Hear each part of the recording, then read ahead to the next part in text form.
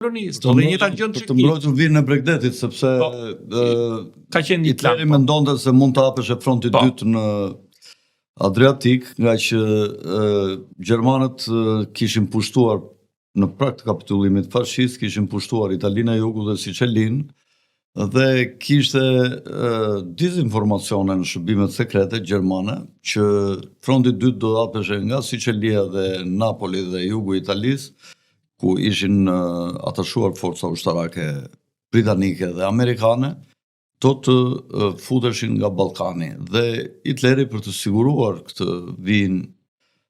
detare nga ndonjë sulmi britanikëve dhe amerikanëve, e pushtoi Shqipërinë pa pasur ndonjë interes të madh në shfrytëzimin e resurseve, nuk mori pjesë në mbledhjen e taksave tatimeve ose të ardhura financiare që të fitonte nga populli shqiptar. Paguante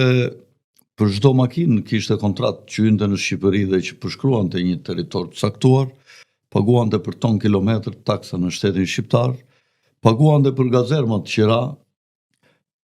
Gjermanët janë shuar për një koreksi të madhe në mbledhjen dhe grumbullimin e ushqimeve të bujqve dhe lektorëve shqiptar, të cilët ne që jemi pak brezmi madh dhe i kemi pyetur ata që dikur ishin të rinj në atë kohë, na kanë thënë që lulëzimin më të madh ekonomia shqiptare ka pasur në kohën e fashizmit dhe nazizmit. Pasi sidomos në kohën e fashizmit se u barazua paraja italiane, e cila ishte 3 herë më e fuqishme se paraja shqiptare, u barazuan dhe në këtë mënyrë